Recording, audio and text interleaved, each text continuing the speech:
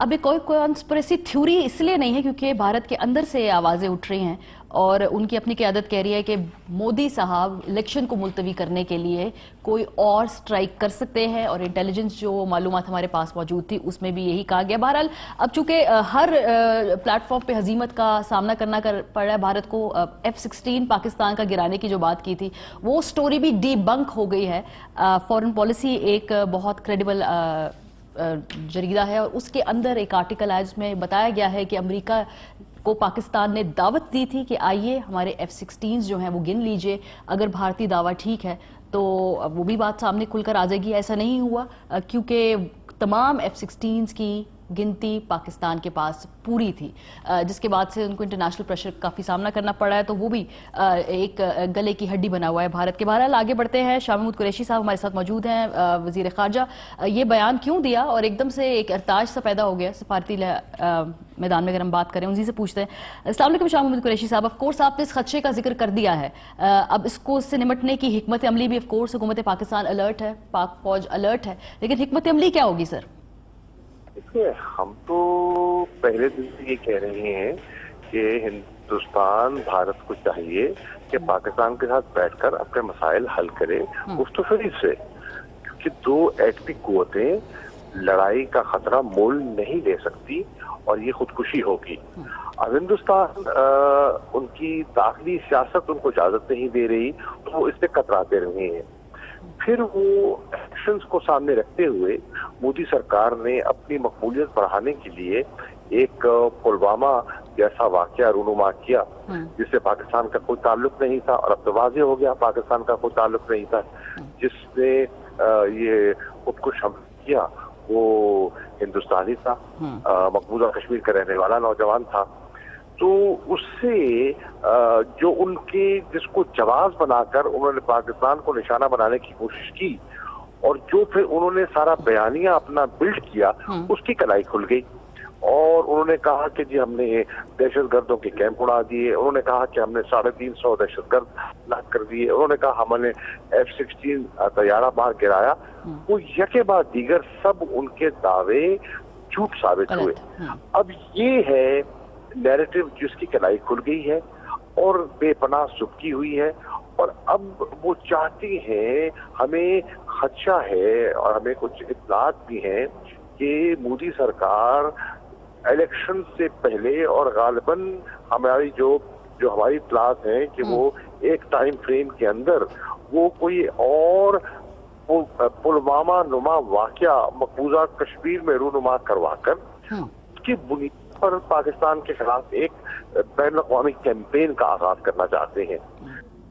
ये जो भी हमने कुछ देर पहले ममता बनर्जी की स्टेटमेंट भी सुनवाई है शाह साहब, और उसमें उन्होंने कहा है कि इलेक्शन मुलतवी करने के लिए मोदी कोई और अटेम्प्ट कर सकते हैं, कोई स्ट्राइक कर सकते हैं, उसकी डिटेल्स में वो नहीं गई।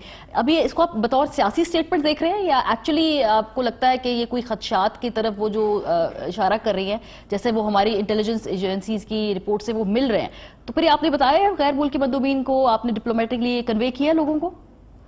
हमने अपने खदशात का इजहार किया है, और आज से 2 रोज पहले जो सिक्योरिटी काउंसिल के मुस्तकिल मेंबरान हैं उनके एम्बेसडर्स को दफ्तर खारजा मौजूद किया गया, और हमने अपनी तशवीश, अपने खदशात और जो हमारी असेसमेंट थी, हमारी जो इंफॉर्मेशन थी इंटेलिजेंस की, उसको हमने उनसे शेयर किया। और आज मैंने अपनी प्रेस कॉन्फ्रेंस में उसकी वजाहत भी कर दी कि हमने इस सतह पर भी हमने इक़दाम उठाए हैं और लोगों को भी आगाह कर रहे हैं, तो भी और इंटरनेशनल कम्युनिटी को भी आगाह कर रहे हैं कि ये अज़ाइम हमें दिखाई दे रहे हैं जो कि बहुत खतरनाक है इस खत्ते के अमन और इस्तेहकाम के लिए और साउथ एशिया के लिए। जैसा आपने कहा कि 2 स्टेट्स है, मूड क्या है वहां से जब आप लोग कन्वे करें अपने कंसर्न्स, तो क्या कह रहे हैं लोग आगे से? क्या वो इसको सीरियसली ले रहे हैं? उनका ख्याल है, उनके खदशात है कि ऐसा कुछ हो सकता है? 26 फरवरी को उन्होंने जाहिरियत की और उन्होंने इंटरनेशनल लॉ को वायलेट किया, उन्होंने UN चार्टर की उसको पामाल किया, اور انہوں نے پاکستان کی ایئر اسپیس کو وائلیٹ کیا اور 71 کے بعد پہلی مرتبہ ان کے جو لڑاکا طیارے ہیں وہ پاکستان کی سرحد میں داخل ہوئے اور پاکستان کو اپنی حفاظتی تدابیر اختیار کرنی پڑی اور اپنے دفاع میں ان کا تعاقب کرنا پڑا اور 2 جہاز مار گرائے۔ ٹھیک ہے، یہ بھی جو بھارت میں ہونے والے عام انتخابات میں پاکستان کارڈ بہت استعمال ہو رہے ہیں، ان کی جو سٹوریز ہیں، ان کی ساری اینگلنگ جو ہے وہ اسی سے متعلق ہے۔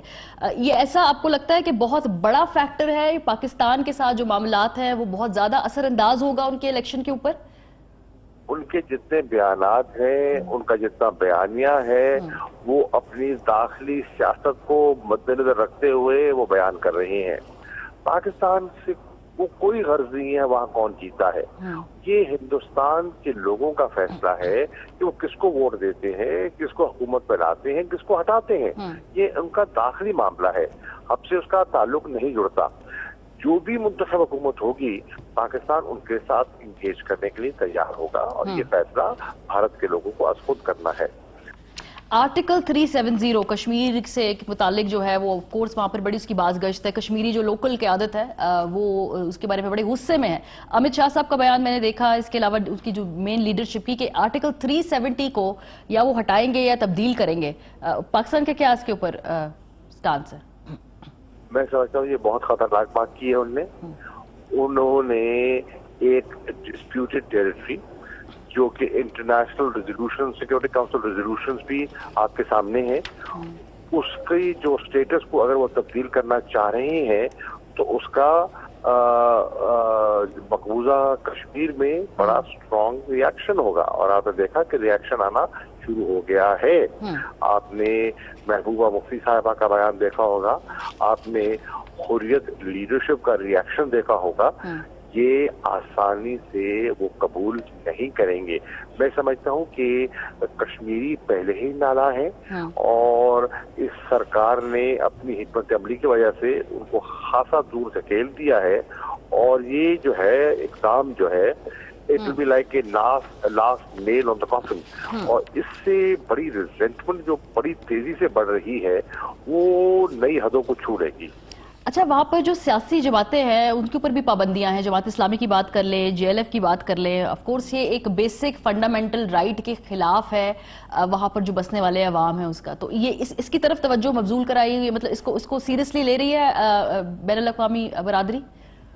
دیکھیے بہت سی چیزیں بھارت کر رہا ہے، مثال کے طور پر بھارت جارحیت کی میں سمجھتا ہوں کہ دنیا کو اس کی مذمت کرنی چاہیے تھی، ذمہ دار ملکوں کو مذمت کرنی چاہیے، لیکن مسئلہ آڑے آ گئی اور جیو پالیٹکس جو ہے اس خطے کی وہ آڑے آ رہی ہے اور جانتے ہوئے کہ بھارت غلط کر رہا ہے بہت سے ممالک خاموشی تانے ہوئے ہیں۔ ٹھیک ہے، اب جاتے جاتے وہ آپ کی موجودگی کا فائدہ اٹھاتے سیاسی سوال بھی پوچھ ہی لیتے ہیں۔ وہ پچھلے دنوں جو ایک بیان بازی تھی جہانگیر ترین صاحب اور آپ کی جو بات چیت کے حوالے سے، خان صاحب نے کیا اس پہ پابندی لگائی ہے؟ کیا انہوں نے اسپیسیفکلی آپ لوگوں کو کہا ہے کہ مت دیجئے بیان ایک دوسرے کے خلاف؟ میں اس پہ کوئی کامنٹ نہیں کروں گا اور اس پر مزید بات کرنا میں سمجھتا ہوں کہ چیئرمین کی ہدایت کے بعد مناسب نہیں ہے۔ ٹھیک ہے، چلیں، مطلب آپ نے کنفرم کر دی یہ بات۔ بہرحال یہ بھی ہے کہ جہانگیر ترین صاحب لنڈن میں بیٹھے ہوئے اور وہ وہاں پہ کوئی ملاقاتیں بھی اسکیجولڈ ہوں، شاید یہ شیخ وقاص اکرم صاحب کی ہم نے بات سنی کہ وہاں شہباز شریف صاحب اور جہانگیر خان ترین صاحب کی ملاقات ہو۔ پہلے ماضی میں ایسی باتیں صحیح پروو ہو جاتی ہیں، تو اس لیے کچھ اس طرح کی آپ کے پاس اطلاعات ہے؟ میرے علم میں کوئی ایسی بات نہیں ہے اور وزیر اعظم صاحب واضح طور پر کہہ چکے ہیں کہ نہ ڈیل کا اور نہ ڈھیل کا ارادہ ہے۔ ٹھیک ہے، بہت شکریہ شاہ محمود قریشی صاحب۔ معاملات پر انہوں نے کامنٹ کرنے سے اجتناب کیا، ان کے جو پارٹی چیئرمین ہیں انہوں نے